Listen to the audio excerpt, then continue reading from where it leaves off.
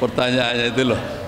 Jadi KSP ini sebuah lembaga non struktural ya, dan itu sangat tergantung dari pemimpin nasional, tergantung dari Bapak Presiden, apakah dibentuk dengan nama yang sama atau juga bisa dibentuk dengan nama yang lain atau bahkan juga tidak dibentuk. Itu ada referensinya. Dulu zamannya Pak Harto kan ada Sesda Lubang, berikutnya Pak SBY ada UKP 4. Nah, sekarang ada kantor kepala staf kepresidenan. Apakah itu nanti ada atau tidak, ini sangat tergantung dari urgensinya Bapak Presiden yang akan datang. Ya, gitu. Berikutnya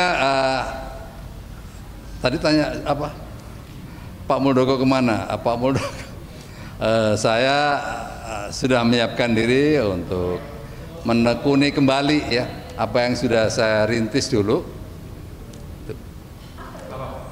Kan ada MAB ya, Mobil Anak Bangsa, dan saya sudah justru melangkah lagi, lebih maju lagi bagaimana membuat baterai nanti Indonesia.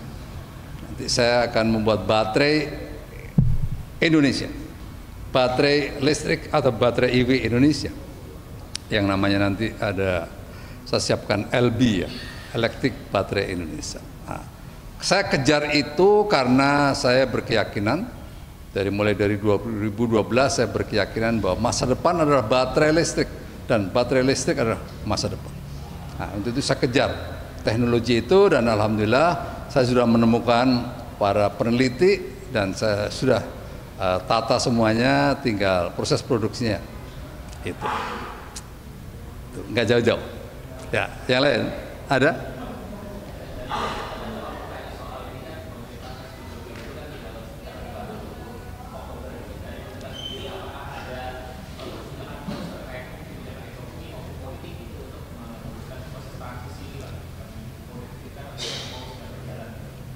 Ya, saya pikir semuanya sekarang fokus kepada proses transisi ya.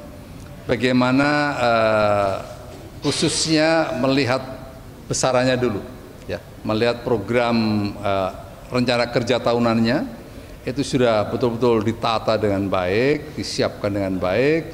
Di dalam sidang-sidang kabinet dan sidang paripurna terakhir kemarin juga berbicara tentang bagaimana menyiapkan transisi. Itu semua pihak harus memberikan dukungan penuh, dan alhamdulillah sepertinya nggak ada sesuatu yang menjadi bottleneck, handicap dan seterusnya. Semuanya telah tersiapkan dengan baik, dan program-program prioritas yang menjadi andalan yang disampaikan pada saat kampanye juga sudah semuanya teralokasi. Jadi sesungguhnya pemerintahan yang akan datang tidak ada lagi handicap, ya, tidak ada lagi hambatan. Baik itu hambatan psikologis maupun hambatan program atau hambatan politik juga nggak ada menurut saya sih, ya, semuanya akan berjalan dengan baik. Tidak ada program-program khusus, tidak ada, tapi justru semuanya fokus pada pada proses transisi. Ya, karena waktu efektif pemerintahan ini tinggal beberapa hari.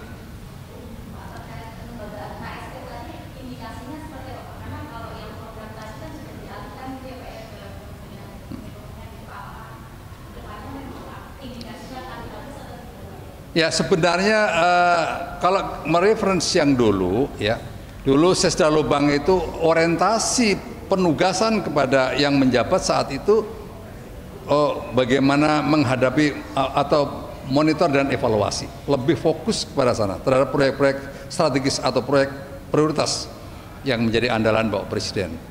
Juga demikian UKP 4 juga fokus kepada bagaimana the bottleneck ya, program-program atau proyek-proyek nasional strategis dan MONEF. Nah, khusus untuk KSP sekarang ini agak luas cakupan kegiatannya. Di situ ada MONEF, ada debottlenecking, di situ ada komunikasi politik dan komunikasi publik, di situ ada mengelola isu-isu strategis, ya, sehingga memang cakupannya lebih luas. Dalam rangka mengelola isu strategis dan komunikasi politik, komunikasi publik, Dan lebih titik beratnya lagi komunikasi politik dan komunikasi ke publik, itu PCO yang berperan mengambil posisi itu. Sehingga nanti kalau seandainya ada unit kerja seperti KSP ini, pastinya tugas-tugasnya akan dibatasi. Mungkin tidak lagi ada komunikasi politik dan komunikasi publik. Mungkin tidak ada lagi karena udah diambil oleh PCO. Berikutnya, mungkin apa tugasnya yang titik beratnya di sini? Mestinya menurut saya kayaknya ke monitor dan evaluasi terhadap program-program prioritas nasional dan PSN.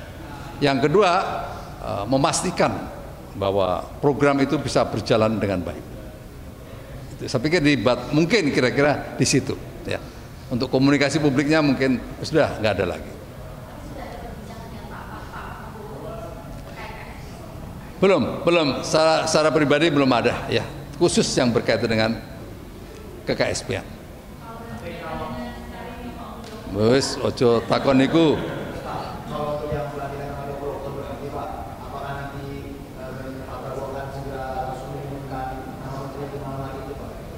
Saya pikir iya ya, mestinya seperti itu karena semaksimal mungkin tidak ada vakum ya, tidak ada vakum, mungkin seperti itu tekniknya. Berarti Pak, nanti Pak Menteri ini akan prospek diambil di Magelang itu Pak selama 3 hari. Oh saya nggak tahu ya, saya tidak masuk ke sana, saya tidak masuk ke sana.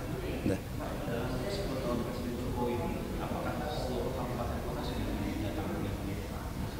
Oleh Pak Jokowi ya. Wah, saya belum bisa memastikan. Tapi mungkin ada 1-2 yang belum. Tapi setidaknya Presiden sudah sangat optimum mendatangi berbagai daerah. Bahkan ada tidak sekali 2 kali gitu ya. Seperti ke Papua beberapa kali beliau mungkin satu-satunya Presiden yang terbanyak ya berkunjung ke Papua. Ya. Oke.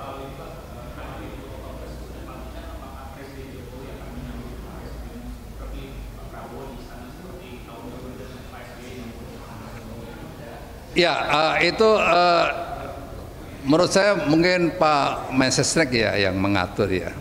Tapi tradisi-tradisi yang sudah berjalan, saya pikir bagaimana menyambut presiden yang baru dan mengantarkan mantan presiden itu sangat bagus ya.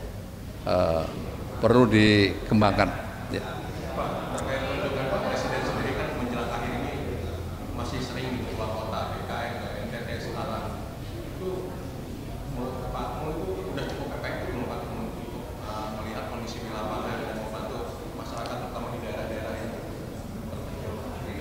Ya sebenarnya semuanya itu Presiden ingin memastikan bahwa apa yang menjadi target itu berjalan dengan baik. Ya, gitu. Gak ada yang lain. Ya. Oke.